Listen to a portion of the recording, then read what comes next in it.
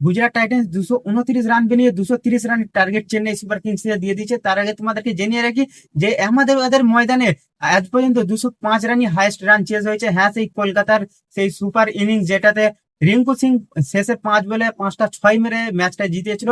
তো এখনো পর্যন্ত 205 রানেরই হাইয়েস্ট রান চেজ হয়েছে। আর আজকের ম্যাচে 230 রানের টার্গেট দিয়ে দিয়েছে গুজরাট টাইটান্স। তো আজকের ম্যাচটা মোটেই সুবিধার হবে না চেন্নাই সুপার কিংসদের ব্যাটারদের জন্য। আজকে ম্যাচটা জিতা চেন্নাই সুপার কিংসকে জিততেই হবে। তার জন্য তাদের ব্যাটারদেরকে হয় মারো নাহলে কাটো, একটা ইনিংস খেলতে হবে। সে যে কোনো ব্যাটারই না হোক, সে সবকটা ব্যাটারকে এরম ভাবেই খেলতে হবে। তো আমার তো আজকে চেন্নাই সুপার কিংসদের মনে হচ্ছে এই রানটা চেজ করা খুবই মুশকিল হবে। তো তোমরা বলো আজকের ম্যাচটা কে জিতবে, চেন্নাই সুপার কিংস না গুজরাট টাইটান্স?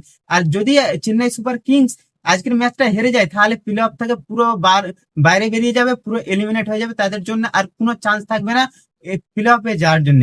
আর গুজরাট টাইটান্স যদি আজকের ম্যাচটা জিতে যায় তো তারা চলে যাবে 1 নম্বর পজিশনে 18 পয়েন্টের সাথে। তারা খেলবে কোয়ালিফায়ার 1, যার জন্য তাদেরকে কাছে দুটো চান্স থাকবে ফাইনাল খেলার জন্য। প্রথম কোয়ালিফায়ার যদি হেরেও যায় দ্বিতীয় চান্স থাকবে ফাইনাল খেলার জন্য।